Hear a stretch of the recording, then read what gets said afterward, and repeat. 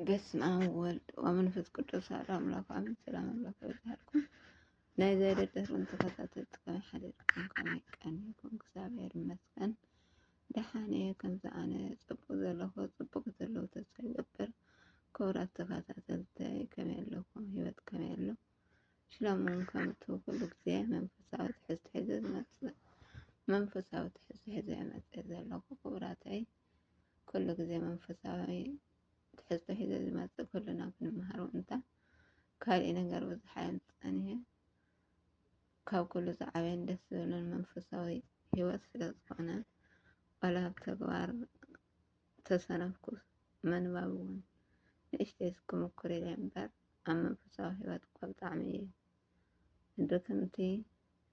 ግን ተተምሂርና ኩሉ ግዜ እግዚአብሔር ሓንቲ መዓልቲ ልብና ከፍተልና እና ምክታልኩም ኣይፈርየኒ። ክቡራተይ ኣሕዋተይ ናብ ፅሕፍተይ ከብለኩም እየ። ሰናይ ምክትታል።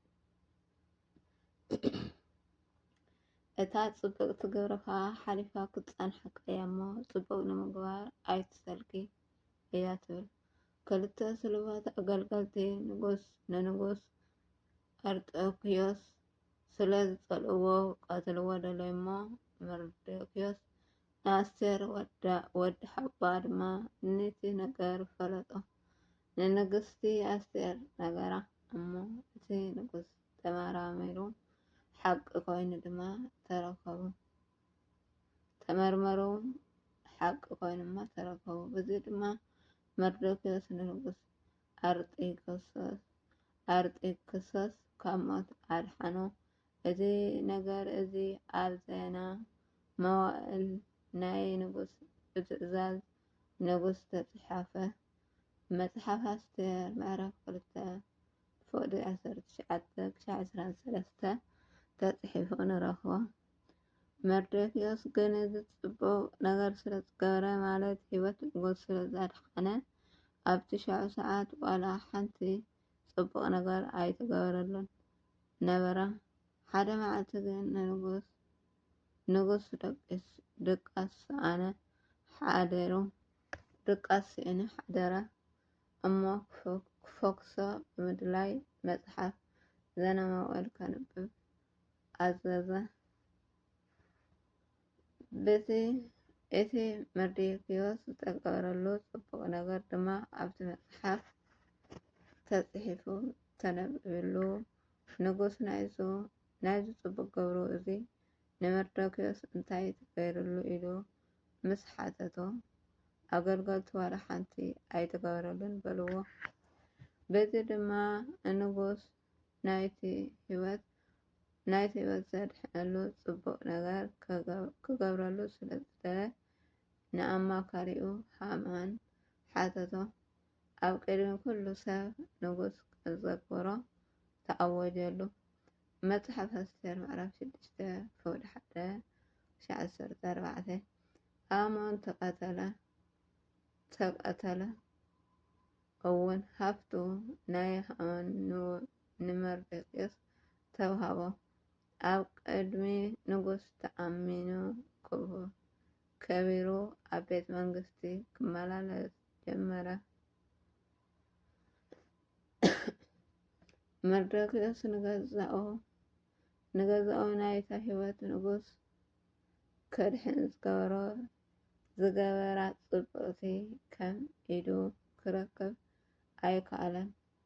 ሓደ መዓልቲ ግን ንኣምላክ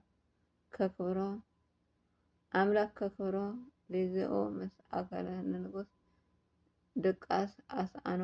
መፅሓፍ ተነበብ ውዕለቱ መርዶክዮስ ክዝክሮ ብምግባር ኣምላክ ኣክበሮ። ስለዚ ወገናተይቲ ሎሚ ትዘርኡ ፅባሕ ነገር ኣምላክ ኣብዛ ምድርን ኣብ ሰማይ ከም ትገብረሉ ክገብረልካ እዩ። ወንጌል ሉቃስ ምዕራፍ 18-29-30 ኢዮብ ምዕራፍ 42-10 ቀዳማይ ጢሞቴዎስ ምዕራፍ 4:8 ንስኻ ንኣምላኽ ኢልካ ዝራእ እሞ ኣብዛ ምድርን ኣብ ሰማይን ክትረክቦ ኢኻ። ኣብዛ ምድሪ እኳ እንተዘይረከብካዮ ኣብ ሰማይ ኣዝዩ ብዙሕ ክወሃበካ ፍቃድ ኣምላክ ኮይኑ እዩ እሞ በዚ እውን ንኣምላክ ኣመስግኖ። ዝዘራእካዮ ብርክዝ ክትዓፅድ ኢኻ እሞ ደስ ይበልካ። ኣብዛ ምድሪ ምእንታን ክትቅበል ዘይኮነስ ኣምላክ ብትንሣኤ ሙታን ከም ዝፈድየካ ኣሚንካ ጽቡቕ ግብሪ ተምሃር። ወንጌል ሉቃስ ምዕራፍ 14:13-14 ንረኽቦ። ንሰብ ኢልካ ኣብ ቅድሚ ሰብ ጽቡቕ ምግባር ድሕሪ ትሰብ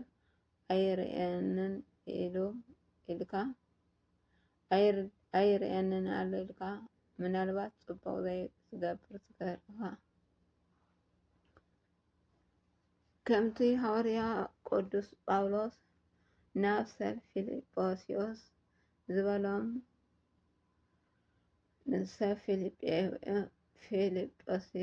ዝበሎም ኣብ ቅድመይ ጥራይ ዘይኮነስ ኣብራ እኳ ደኣ ብድሕረይ ንናይ ገዛእ ርእስኩም ድሕነት ስርሑ ዝብሎም ፊልጵስዩስ ምዕራፍ 2:12 ብድሕሪ ሰብ ኣብ ቅድሚ ኣምላክ ኣውራ እኳ ደኣ ጽቡቕ ግብሪ ንምምሃር እቲ ብሕቡእ ዝርኢ ኣምላክ ድማ ከገልግለካ ክፈድየካን እዩ። ወንጌል ማቴዎስ ምዕራፍ 6:6 ንረኽቦ። ኣሜን ኣሜን ኣሜን ኣሜን። ብሓቂ ቃል ሕይወት ቃል በረከት ይስመዐና ኩሉ ግዜ እግዚአብሔር ክሪአልና እምበር ሰብ ክሪአልና ክንገብር ከም ዘይብልና ሰብ ዘይርእየና መብዛሕትኡና ማለት እዩ። ሰብ ክሪአልና ጥራይና ንደሊ እምበር እግዚአብሔር ከማን ዝርኢ ዘሎ ይመስለና ኩሉ ግዜ ሰብ ከይርእየና ዋላ ሕማቅ እንተኾነ ሰብ ከይርእየና ንፈርሕ እምበር እግዚአብሔር ከይርእየና ንፈርሕ ኢና ካብ ጀሚርና ማለት እዩ።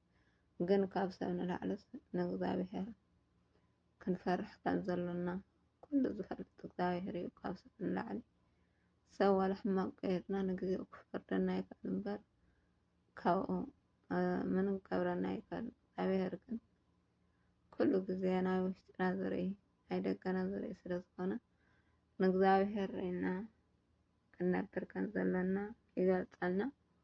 ኩሉ ግዜ ኣብ ቅድሚ እግዚአብሔር ክፈትወልና እምበር ሰብ ክፈትወልና ክንገብር ከም ዘይብልና የምህረና ማለት እዩ። እና እግዚአብሔር ኣምላክ ከምኡ ክንገብር ሓይሊ ይሃበና። ኣሜን። ንስሐ ሞት የብቃዕና እግዚአብሔር ኣምላክ ሓጢአትና ይቅር ይበለና። ኣብ ጽቡቕ ግብሪ ክንውዕል መድኃኔ ዓለም ኣቦይ ይሓልወና ይሓግዘና። ስደትና ይሕፅረና። ካብ ሕማቅ ዘበለ ኩሉ ይሰውረና። ኣብ ተግባር ክነውዕሎ ከዓ መድኃኔ ዓለም ይደግፈና። ኣሜን ኣሜን ኣሜን። ስለ ቃላቱ ናይ ቃል ባለቤት እግዚአብሔር ኣምላክ ዝከበረን ዝተመስገነን ይሁን። ኣሜን። ወስብሐት እግዚአብሔር ልዑል ወለወላዲቱ ድንግል ወለመስቀሉ ክቡር ኣሜን። ሰላም ለይቲ ሰላም መዓልቲ ክቡራት ኣሕዋተይ ምትብዓኩም ኣይፈለኒ። ካብ መጀመርያ ክሳብ መወዳእታ ክሰምዑ በትሕትና ይሓትት። ሰላም መዓልቲ